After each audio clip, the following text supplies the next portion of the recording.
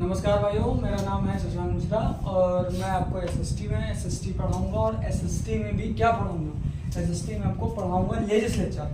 क्या चीज़? Legislature. Legislature क्या होता है भैया? चीज़ें थोड़ा सा समझ लेते हैं। लेजिस्लेचर को हिंदी में क्या बोलते हैं? विधायिका। क्या बोलते हैं? विधायिका।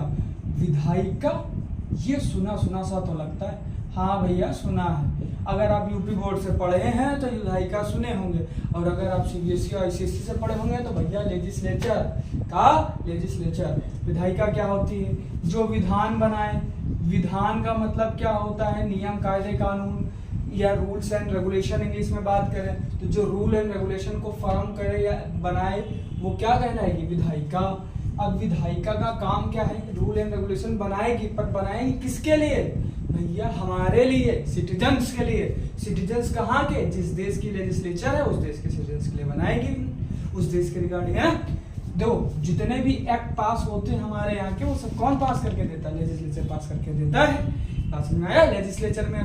ठीक, इतनी बात अगर आपको समझ में आ गई तो हम आगे बढ़ते हैं। देखिए, लेजिस्लेचर का सबसे पहले चीजें समझ लेते हैं। लेजिस्लेचर का काम क्या है? इसका सबसे बढ़िया काम समझ लो, to make rule and regulation regarding citizens of country। अब सवाल आता है citizen of country, that country या कंट्री, किसी कंट्री कोई भी हो सकती है, हमारी हो सकती है, यूएसए की हो सकती है। भैया यूएसए में भी तो है ना कांग्रेस, है कि नहीं? वहां पे भी तो दो चलते हैं, ठीक है? वहां पे भी तो लोअर हाउस अपर हाउस है, अपने भी यहाँ पे अपर हाउस और लोअर हाउस है। बात समझ में आ गया? अब इतनी सी कहानी लिख दी हमने अंग्रेजी में, जो बताया आपको कि विधायिका क्या होती है, विधायिका का काम क्या होता है। अब बात करते हैं विधायिका। विधायिका एक बॉडी है। कैसी बॉडी है? कॉन्स्टिट्यूशनल बॉडी है। पहली चीज तो ये याद रखो, खोपड़िया में डाल लो भैया, बैठा लो। कॉन्स्टिट्यूशनल बॉडी है। कॉन्स्टिट्यूशनल बॉडी का मतलब क्या होता है? अगर हिंदी में बात करें तो संवैधानिक निकाय। संवैधानिक संवैधानिक संवैधानिक संवैधानिक निकाय क्या है भैया? संवैधानिक निकाय, पहली चीज। दूसरी चीज, अब अगर ये संवैधानिक निकाय है तो इसमें कुछ तो होगा, संवैधानिक प्रोविजन होंगे इसके रिगार्डिंग। हाँ बिल्कुल है भैया। आपको पता होगा कि जो लेजिस्लेचर है इसका पहले तो कंपोजिशन देख लेते हैं, या फिर कंसिस्ट क्या करती है। तो कंपोजिशन क्या है इसका? देखो, इसके तीन कंपोजिशन, क्योंकि हमारा इंडिया जो है पार्लियामेंट्री फॉर्म ऑफ सिस्टम को फॉलो करता है। किसको फॉलो करता है? Parliamentary system, form of system को फॉलो करता है। तो कंपोजिशन इसका क्या क्या होगा? इसमें सबसे पहले आते हैं हमारे प्रेसिडेंट साहब, है ना? आजकल कौन है प्रेसिडेंट, कोई बताएगा? हाँ बता देते हैं, ये द्रौपदी मुर्मू जी हैं। ये पहली शेड्यूल ट्राइब की हैं, एसटी कम्युनिटी से आने वाली पहली है। इससे पहले एससी से आते थे। एससी से कौन आते थे? रामनाथ कोविंद। और महिला जो सबसे पहले बनी वो कौन बनी थी? बताओ जी।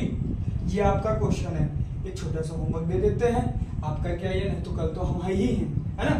अभी ना लिखने लगना कि भैया क्या है, बता दीजिए बता दीजिए, है पटक के मारेंगे तुमको। ठीक, इसके बाद आता है बेटा एलएस और फिर आता है आरएस। कुछ कहेंगे नहीं सर पहले आरएस आता? हाँ भैया बिल्कुल सही कह रहे हो। 79 होता है पार्लियामेंट आर्टिकल, ठीक है? इसके बाद जो आता है 80 होता है आरएस, और आरएस के बाद आता है 81 जो कि होता है एलएस। सवाल आता है आरएस क्या होता है, एलएस क्या होता है। चीजों को थोड़ा सा समझते हुए चलते हैं, बात करते हैं। देखो, अगर कोई बिल आया जिसको एक्ट बनना है तो मेरे लाल सबसे पहले वो या तो एलएस में आएगा या आरएस में आएगा, किसी एक में भी आ सकता है। फिर उसके बाद यहाँ से पास हुआ, मान लो आरएस में पास हुआ, सिंपल बिल है, नॉर्मल बिल है, तो क्या है आरएस में आया, सिंपल मेजोरिटी से पास हुआ, भेज देना एलएस में। कहीं भैया देखो इसको पकड़ो, ठीक? यहाँ से पास करने के बाद कहाँ भेज देंगे? एलएस में भेज देंगे। यहाँ भेजे, इसके बाद वो चीज क्या होगा? यहाँ पे भी आएगा। यहाँ पे भी सिंपल मेजोरिटी से पास हो जाता है, तब क्या आ जाएगा? प्रेसिडेंट साहब के पास। प्रेसिडेंट साहब दो काम कर सकते हैं, या तो उसको धर लें चुपचाप अपने पास, कहें हम नहीं कुछ करेंगे, है ना? या हम आपको पढ़ाएंगे, आगे बढ़ के चलेंगे, जब वीटो पावर्स को डिस्कस करेंगे तो हम समझेंगे। तो दो तीन ऑप्शन है, थोड़ा सा जल्दी देख लेते हैं ब्रीफली, है ना? क्या देख लेते हैं कि पहला तो धर लें, दूसरा कि वापस कह दें कि भैया देखो उसमें कुछ गड़बड़ है सुधारो, और तीसरा उनके पास कोई ऑप्शन नहीं कि भैया साइन करना। अगर इन्होंने वापस कर दिया नहीं सब ठीक है करो साइन, तो भैया प्रेसिडेंट साहब तो फिर जानते ही हो कॉन्स्टिट्यूशन में क्या ही है ना? प्रेसिडेंट माने क्या होता है? प्रेसिडेंट माने कुछ नहीं, बाग को पानी देना है, पानी डालना है ना बाग में, है ना? हाँ, लेकिन एक काम ये याद रखना कि जितने भी काम होते हैं इंटरनेशनल लेवल पे सब प्रेसिडेंट के साइन से होते हैं। जब आप IAS बनिएगा ना तो आपके पास जो साइन होके आएगा, दस्तखत करके आएगा ना, साइन को इंग्लिश हिंदी में क्या कहते हैं, बहुत लोग दस्तखत। अच्छा, हिंदी क्या होती है साइन की, कोई बता पाएगा शुद्ध हिंदी? हस्ताक्षर। तो हस्ताक्षर किया हुआ उनका आएगा आपके पास कि भैया आपकी रिक्रूटमेंट हो गई, आप एज IAS या IPS ज्वाइन कर रहे हो। चलो आगे बात करते हैं, LS की बात करते हैं और RS की बात करते हैं। अगर इतनी बात समझ में आ गई तो थोड़ा ब्रीफ में समझ लेते हैं, इस चीजों को हम थोड़ा सा रफ कर लेते हैं, है ना, देख लेते हैं। ठीक, तो अब हम बात करेंगे किसकी, LS की और RS की, है ना। चीजों को थोड़ा सा समझ लेते हैं, LS क्या होता है, RS क्या होता है। अच्छा, दिक्कत क्या है कि LS और RS को हम LS RS पूछ रहे हैं, किसी ने टोका भी नहीं। लोकसभा और राज्यसभा बोलते हैं। LS और RS थोड़ा सा समझ लेते हैं। LS मतलब लोकसभा, लोकसभा, और RS मतलब क्या होता है, राज्यसभा। राज्यसभा, राज्यसभा का क्या मतलब हुआ, राज्य की सभा भैया, काउंसिल ऑफ स्टेट। अगर आप इसकी इंग्लिश में बात करेंगे तो इसको बोलते हैं काउंसिल ऑफ स्टेट। किसकी काउंसिल है, स्टेट की काउंसिल है। इसके बाद बोलते हैं लोकसभा, लोकसभा को बोलते हैं क्या, हाउस ऑफ पीपल, पीपल का हाउस है। अब सवाल आता है पीपल का हाउस है, हाँ भैया, डायरेक्ट इलेक्शन होता है इसका हर 5 साल में, आपको पता है ना, वोट देने आते हो ना मोदी जी को। अब की बार मोदी जी कहें 400 पाल ले, 400 भी नहीं पार हुए, 240 पे रह गए।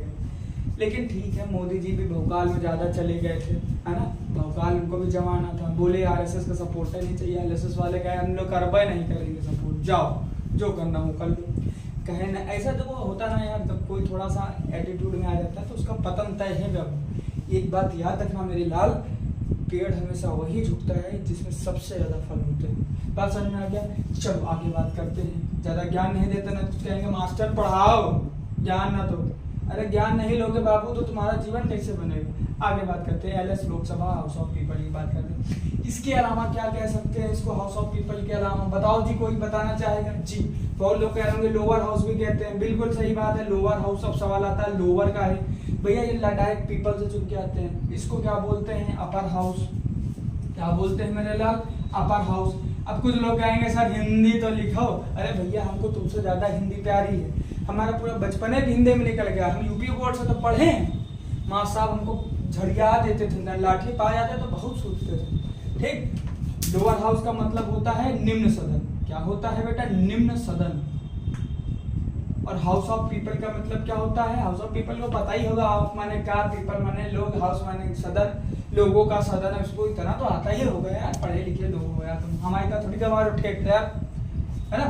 चलिए अपर हाउस की बात करते हैं, इसको बोलते हैं उच्च सदन। क्या बोलते हैं, उच्च सदन। बात समझ में आ गई? अगर इतनी बात समझ में आ गई तो इतनी बात समझ लेते हैं। अब चीज देखते हैं, थोड़ा चीजों को समझने का प्रयास करते हैं। LS, अब LS में कितनी सीटें हैं, कंस्टिट्यूएंसीज को ही हम सीट्स बोलते हैं। कंस्टिट्यूएंसीज क्या होती है भैया, ये वो जगह होती है जहां से कोई चुनाव लड़ता है MP का, है ना। MP बनोगे ना तो एक पर्टिकुलर एरिया में चुनाव लड़ोगे भाई, इतनी बड़ा देश है उसको छोटे छोटे टुकड़ों में बांटा जाएगा तभी तो वहां से रिप्रेजेंटेटिव आएंगे। पार्लियामेंट्री सिस्टम क्या होता है कि रिप्रेजेंटेटिव ही तो रूल करने चाहिए, तो रिप्रेजेंटेटिव कहीं से तो आएंगे ना, किसी एक एरिया से, तो वो चीजें उन्हीं को कॉन्स्टिट्यूंसी कहते हैं। मोटी भाषा में हमने समझ लिया कि भैया जहां से हम आएंगे जीत के वही इलाका होगा। ठीक, तो ये समझ लिया। अब बात करते हैं निम्न सदन की कंस्टिट्यूएंसी कितनी कंस्टिट्यूएंसी होती है, पहले कितनी सीटें होती थी, पहले भैया 552 सीटें हुआ करती थी। फिर मोदी जी आए, बोले क्या इसमें 2 कौन है, तो बोले बहुत खराब लगता है 552, इसको कुछ बढ़िया बनाओ। तो लोगों ने क्या बनाते हैं, क्या इसमें 2 सीटें एंग्लो इंडियन की, किसकी है भैया, एंग्लो इंडियन। अब समझ सकते हैं एंग्लो इंडियन क्या होता है। एंग्लो इंडियन वो था भैया जो एंग्लो नहीं, आंग्ल भारतीय रह गए, जो यहाँ पे रह गए अंग्रेज थे बाई बर्थ से ना, और यहाँ रह गए तो वो एंग्लो इंडियन थे। लेकिन एंग्लो इंडियन खत्म हो गए भाई, जब आजाद हो गया तो जो थोड़े मोड़े बचे थे 70-75 साल हो गया, कुछ बचे, कुछ तो जय भोलेनाथ हो गए, है ना। तो बात करते हैं 2 एंग्लो इंडियन की जो सीट थी उसको हटा दिया गया, अमेंडमेंट कर दिया गया। अब टोटल सीटें कितनी हो गई, 550। सवाल आता 550 इसको कैसे क्या पढ़ा जाए 550, तो बच्चा देख लो 2 मिनट। तो एक्चुअल में 5 ये अलॉटेड सीट है, ये क्या है, अलॉटेड। अब सवाल आता है अलॉटेड सीट का मतलब इतनी सीटें हमें आवंटित कर दी गई है इसमें। ठीक, अब एक्चुअल में कितनी सीटें हैं इस समय, मतलब कितनी कंस्टिट्यूएंसी से मेंबर्स आ रहे हैं। तो एक्चुअल सीट की अगर बात कर लें बेटा तो ये होता है 545। कितना होता है 545, ठीक। अब 545 में 20 सीट्स आती हैं आपकी यूटी से। 20 सीट कहां से आती है? यूटी। यूटी क्या होता है? यूनियन टेरिटरी, केंद्र शासित प्रदेश। ऐसा प्रदेश, ऐसा एरिया जहां पर केंद्र शासन कर रही हो, अर्थात सेंटर। अब सवाल आएगा सर सेंटर और ये क्या होता है, इसको समझेंगे अभी थोड़ी देर में। फेडरल स्ट्रक्चर पर बात कर लेंगे तो इसको समझ लेंगे, इसको डिटेल में उतर जाएंगे। यूटी की बात करते हैं। बचा 545 में कितने बच गए? 525। ये सीटें कहाँ से आती हैं? स्टेट से आती हैं। अरे हाँ बोलो भैया, आई कि नहीं आई? इतनी बात समझ में आ रही कि नहीं? और ये 5 सीटें ऐसा क्यों है, इनमें चुनाव क्यों नहीं होता? तो भैया अगर 5 सीटें चाहिए तो पाकिस्तान की ऐसी की तैसी कर डालो, पीओके ले लो, सीओएल ले लो, है ना, पाकिस्तान से ले लो, चाइना से अपने हिस्सा ले लो, मतलब बढ़ाओ 5 सीटें, फाड़ दो पाकिस्तान की, है ना। पाकिस्तान क्या है यार, हमारा बच्चा है साला, हमें ने तो पैदा किया उसको, है ना। अब हमें आंख दिखाता है तो बाप बाप होता है, पर बाप थोड़ा सा दया खा जाता है कि यार हमारा बबुआ है यार, उसको क्या किया जाए, बना बच्चा है छोड़ देते हैं, क्या कर सकते हैं। पर यार बच्चा है, ऐसा तो है नहीं। हमारे गांव में कहावत है कि बबुआ को खोपड़ी पे बैठाओ, पर बबुआ खोपड़िया पर मुँह लगे तो 50 जूता लगाओ। कहाँ पर? बबुआ की खोपड़ी पे, ठीक है। चलो खैर कोई बात नहीं, ज़्यादा पाकिस्तान के पीछे नहीं पड़ते, बेचारे वैसे भिखारी हैं, रो रहे हैं IMF के सामने रोज रोज, इनका और बुरा हाल होगा। अभी देखते जाओ तुम, खाली समय बहुत बलवान है। कहीं हम नहीं गए, तुम भी नहीं गए, जीवन हमारा भी पूरा चलेगा 60-70 साल, तुम्हारा भी देखेंगे। खैर कोई बात नहीं। तो ये 5 सीटों पे चुनाव नहीं होता है। गिलगिट बाल्टिस्तान वाला एरिया याद है ना, गिलगिट बाल्टिस्तान, हाँ ठीक है भाई, चलो है। ये सोचो पाकिस्तान वाले कितने वैसे हैं, कितने गधे टाइप के हैं, क्या बताएं यार। पीओके हासिल किया, उसके बाद आपको नहीं पता होगा एक 5000 किलोमीटर का एरिया, 5K, अच्छा के लिखा है, समझ पा रहे हो ना, 5000 आजकल आ रहा है ना ट्विटर और उसको क्या बोलते हैं तुम्हारा इंस्टा इन सब में, यूट्यूब में सब 5K पे दिखाता है। तो 5K का मतलब 5000 किलोमीटर प्लस का एरिया जो है, इसको बोलते हैं सक्सगाम वैली। सक्सगाम वैली, इसको ये हमारा हिस्सा था। किसका हिस्सा था? हमारा। किसको दे दिया? चाइना को दे दिया। पर तुमने किससे पूछ के दिया? तुम कौन होते हो देने वाले?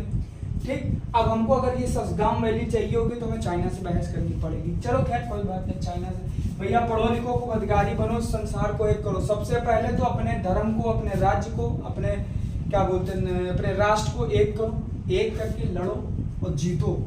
जो हम नहीं, मतलब हमारे पूर्वज नहीं कर पाए, हम लोग करेंगे, लेके रहेंगे, है ना, लेके रहेंगे पाकिस्तान।